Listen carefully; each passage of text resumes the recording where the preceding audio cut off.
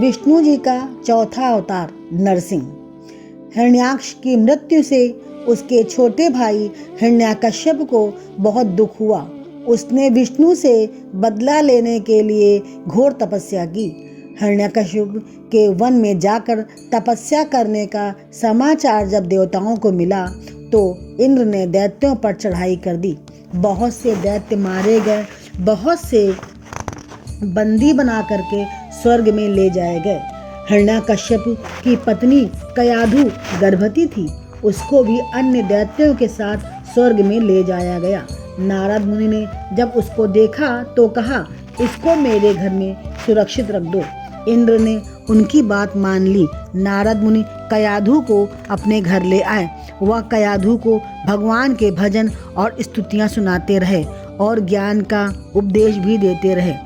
उसके गर्भ का बालक सब सुनता था। हिरण्याकश्यप की तपस्या से प्रसन्न होकर ब्रह्मा प्रकट हुए और उससे वरदान मांगने को कहा। हिरण्याकश्यप ने अमर होने का वरदान मांगा, परंतु भगवान ने यह वरदान देने को मना कर दिया।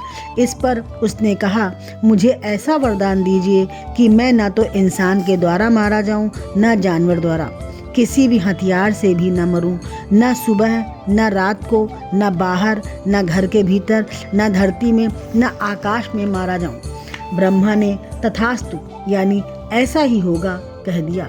हिरण्याकश्यप निडर होकर फिर से बुरे काम करने लगा।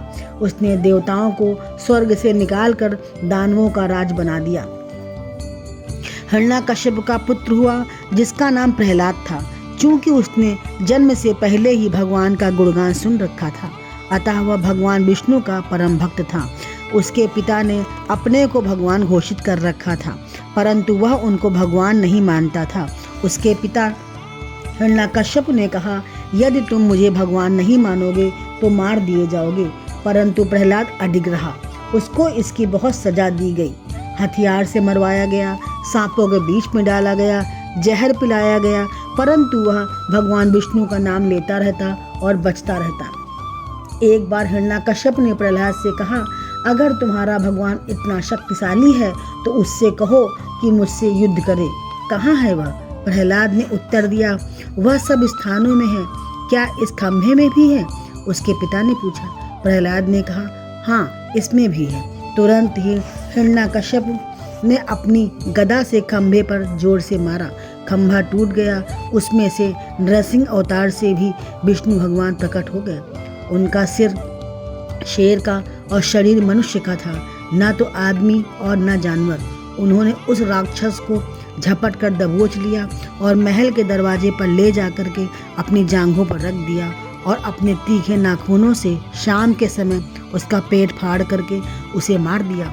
इस प्रकार नरसिंह का अवतार लेकर भगवान ने तीनों लोकों में शांति बनाई और प्रहलाद को दानवों का राजा बना दिया।